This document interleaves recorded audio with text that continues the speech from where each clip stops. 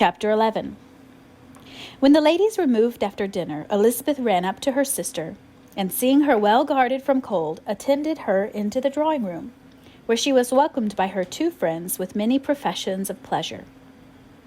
And Elizabeth had never seen them so agreeable as they were during the hour which passed before the gentlemen appeared. Their powers of conversation were considerable. They could describe an entertainment with accuracy, relate an anecdote with humor, and laugh at their acquaintance with spirit. But when the gentlemen entered, Jane was no longer the first object. Miss Bingley's eyes were instantly turned toward Darcy, and she had something to say to him before he had advanced many steps. He addressed himself to Miss Bennet with a polite congratulation. Mr. Hurst also made her a slight bow, and said he was very glad, but diffuseness and warmth remained for Bingley's salutation. He was full of joy and attention.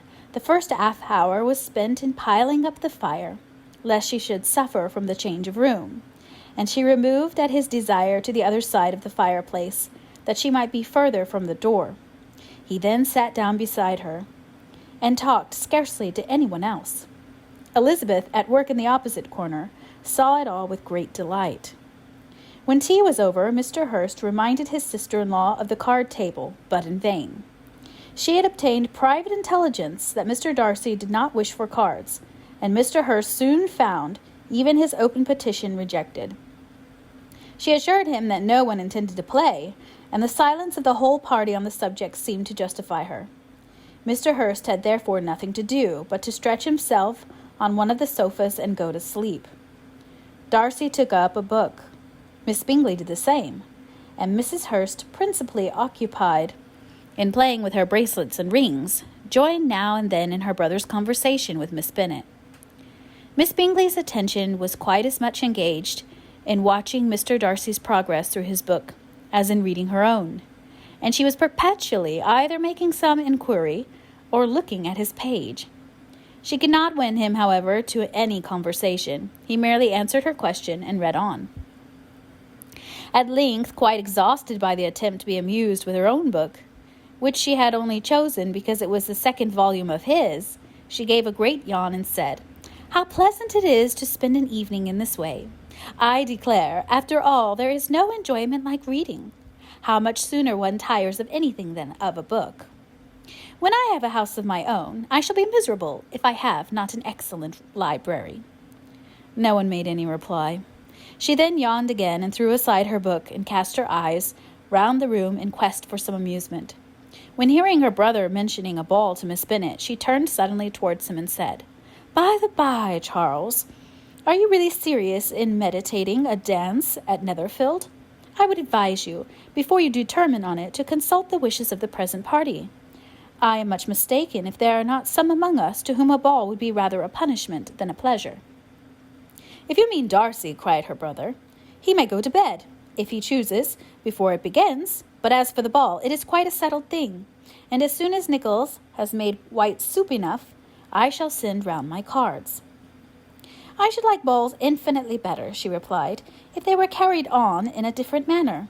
But there is something insufferably tedious in the usual process of such a meeting. It would surely be much more rational if conversation instead of dancing were made the order of the day." "Much more rational, my dear Caroline, I dare say, but it would not be near so much like a ball."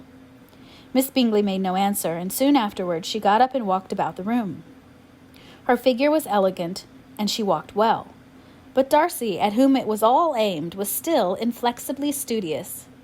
In the desperation of her feelings, she resolved on one effort more, and turning to Elizabeth, said, "Miss Eliza Bennet, let me persuade you to follow my example and take a turn about the room.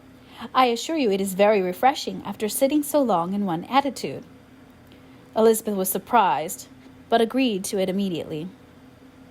Miss Bingley succeeded no less in the real object of her civility. Mr. Darcy looked up. He was as much awake to the novelty of attention in that quarter as Elizabeth herself could be, and unconsciously closed his book. He was directly invited to join their party, but he declined it, observing that he could imagine but two motives for their choosing to walk up and down the room together, with either of which motives his joining them would interfere. What could he mean? She was dying to know what could be his meaning. and asked Elizabeth whether she could at all understand him. Not at all, was her answer. But depend upon it, he means to be severe on us, and our surest way of disappointing him will be to ask nothing about it. Miss Bingley, however, was incapable of disappointing Mr. Darcy in anything, and persevered, therefore, in requiring an explanation of his two motives. "I have not the smallest objection to explaining them," said he, as soon as she allowed him to speak. "You either choose this method of passing the evening because you are in each other's confidence, and have secret affairs to discuss, or because you are conscious that your figures appear to the greatest advantage in walking. If the first, I would be completely in your way, and if the second, I can admire you much better as I sit by the fire." "Oh, shocking!" cried Miss Bingley. "I never heard anything so abominable. How shall we punish him for such a speech?" "Nothing so easy, if you have but the inclination," said Elizabeth.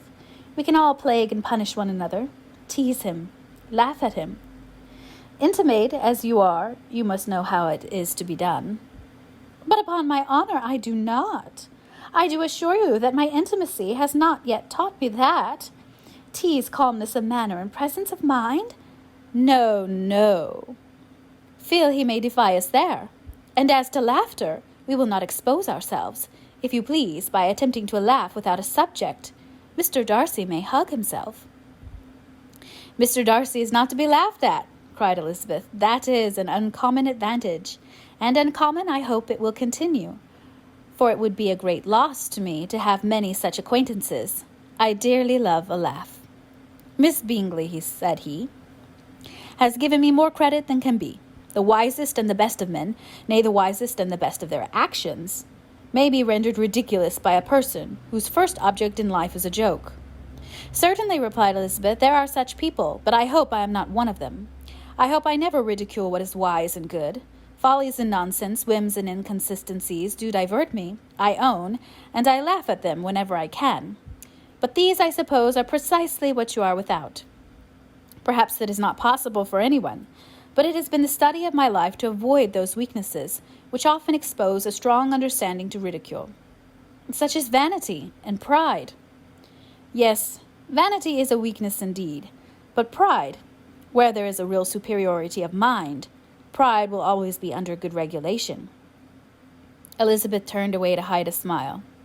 "Your examination of Mr. Darcy is over, I presume," said Miss Bingley. "And pray, what is the result?" "I am perfectly convinced by it that Mr. Darcy has no defect. He owns it himself without disguise."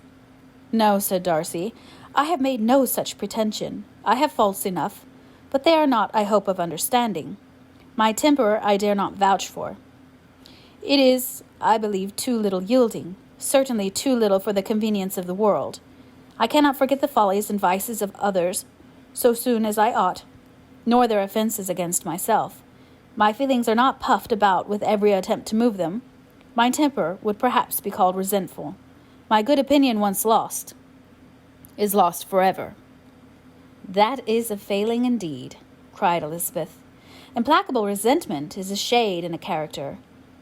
But you have chosen your fault well. I really cannot laugh at it. You are safe from me. There is, I believe, in every disposition, a tendency to some particular evil, a natural defect, which not even the best education can overcome. And your defect is to hate everybody. And yours," he replied with a smile, "is wilfully to misunderstand them." "Do let us have a little music," cried Miss Bingley, tired of a conversation in which she had no share. "Louisa, you will not mind my waking Mr. Hurst?" Her sister had not the smallest objection, and the pianoforte was opened. And Darcy, after a few moments' recollection, was not sorry for it. He began to feel the danger of paying Elizabeth too much attention.